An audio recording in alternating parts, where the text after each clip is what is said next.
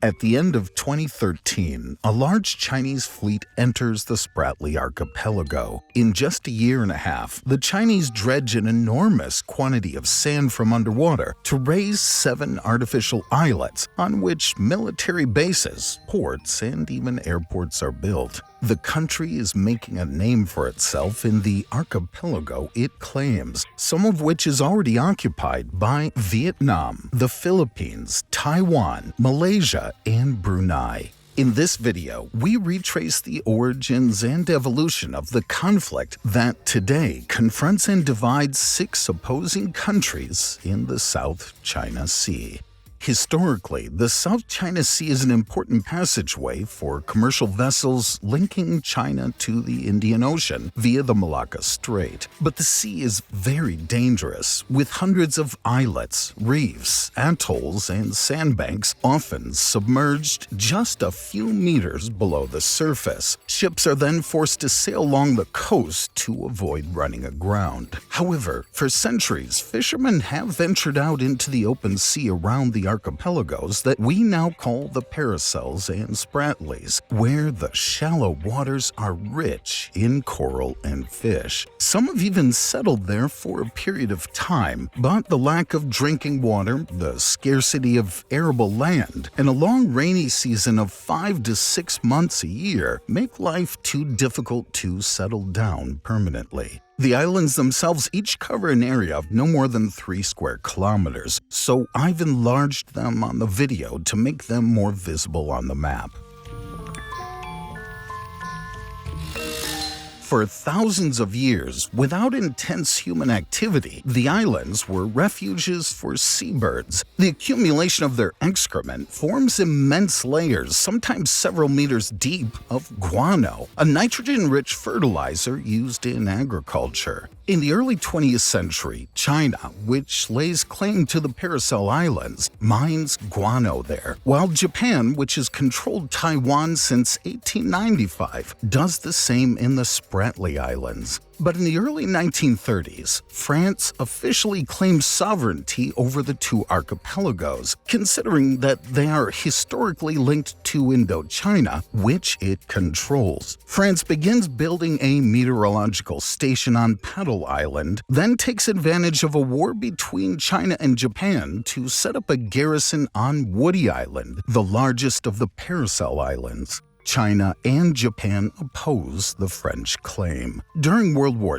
II, Japan asserts itself throughout the South China Sea. But at the end of the war, the Allies regained the upper hand, and in 1945, the United States napalms Ituaba, the largest of the Spratly Islands. After its surrender, Japan is forced to abandon all its claims in the South China Sea.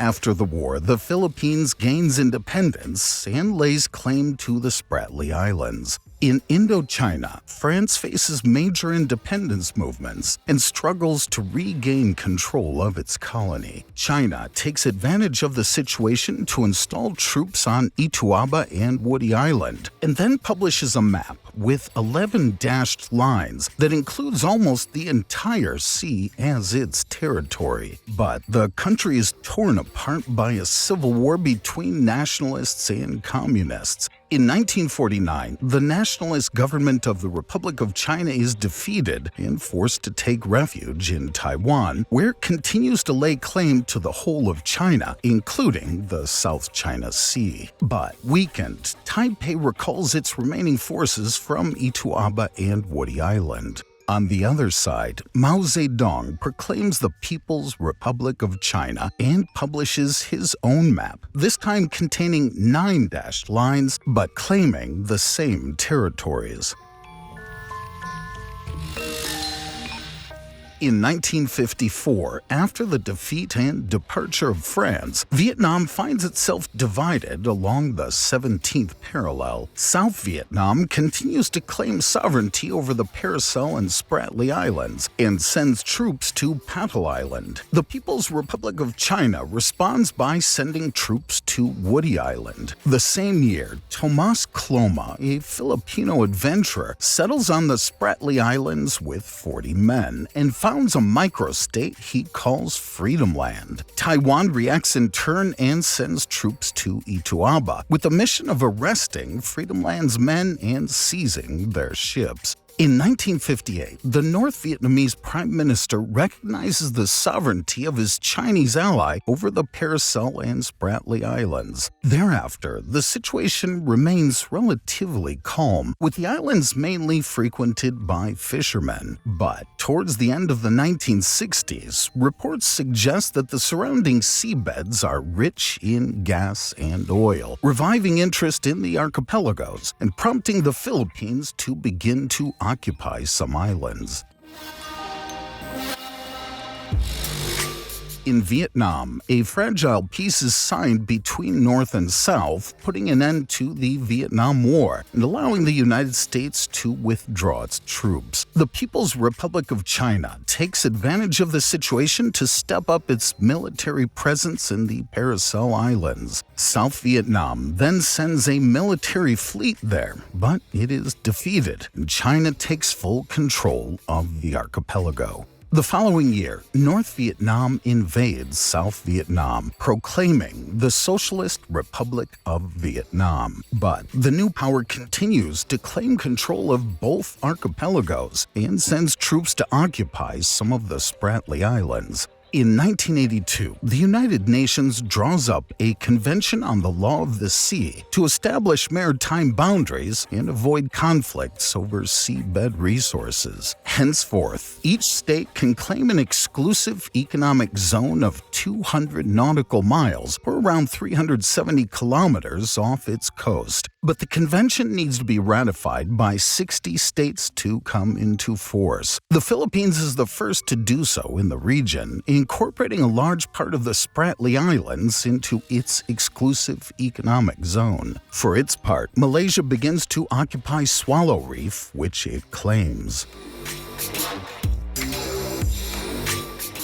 In 1987, in Paris, China takes part in a UNESCO Commission on the Oceans, at which the country agrees to build a marine observation station. China sees an opportunity and sets up its observatory on the Fiery Cross Reef in the Spratly Islands. China, which is growing in power, then embarks on a more aggressive policy and sends a military fleet to the Union Banks, which is already occupied by Vietnam. Vietnamese soldiers then put a flag on a submerged sandbank in front of the Chinese ships. In response, the Chinese fire their anti-aircraft guns, massacring 64 Vietnamese. China, in addition to the undersea resources, now sees it as vital to control and secure the important trade route through which oil from the Middle East and its goods destined for Europe are passing. The country then passes a law on its territorial waters, making the South China Sea a national issue, steps up its presence in the archipelago, notably on Mischief Reef, right in the Philippine exclusive economic zone.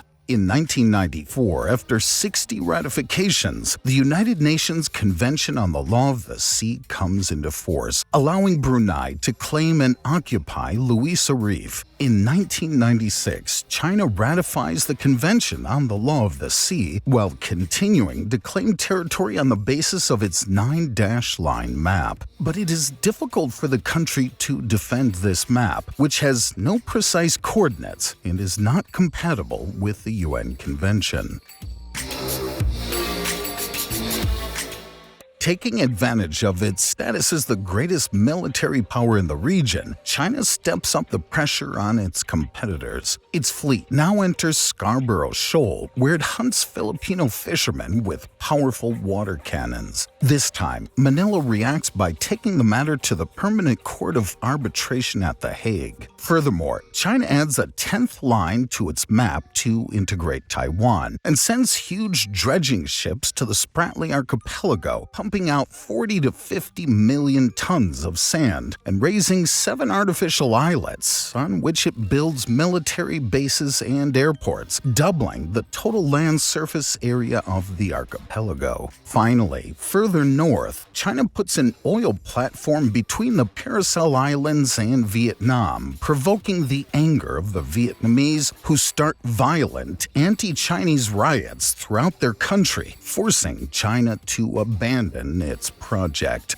Another major player in the region is the United States, which steps up its military presence in the sea, officially to guarantee free navigation. In 2016, the Permanent Court of Arbitration delivers its verdict. It finds that China's historical claims have no legal basis, and states that, legally speaking, there are no geological formations in the Spratly Archipelago that could be used to claim an exclusive economic zone.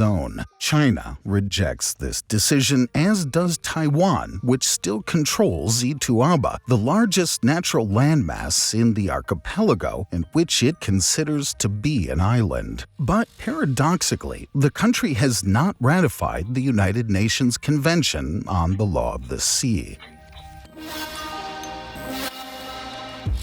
In 2019, the animated film Abominable is released. In one scene, the Chinese 10-dash map briefly appears. The film is then withdrawn from cinemas in Vietnam and censored in Malaysia and the Philippines. Today, with around 30% of international maritime trade passing through the South China Sea, tensions remain high, with each country camping out its armed forces on the islands it controls. China continues its hostile policy, regularly violating the exclusive economic zones of other countries. Taiwan still claims sovereignty over the entire area, but advocates diplomacy to find a peaceful solution between all parties. Vietnam, which calls the sea the East Sea, continues to claim the two archipelagos on historical grounds. The Philippines, which calls the sea the West Philippine Sea, has very recently strengthened its alliances with the United States, Japan, and Australia, notably around maritime cooperation. Finally, Malaysia and Brunei continue to lay claim to the islands in their exclusive economic zones, especially as their economies are now heavily dependent on the exploitation of the oil and gas found there.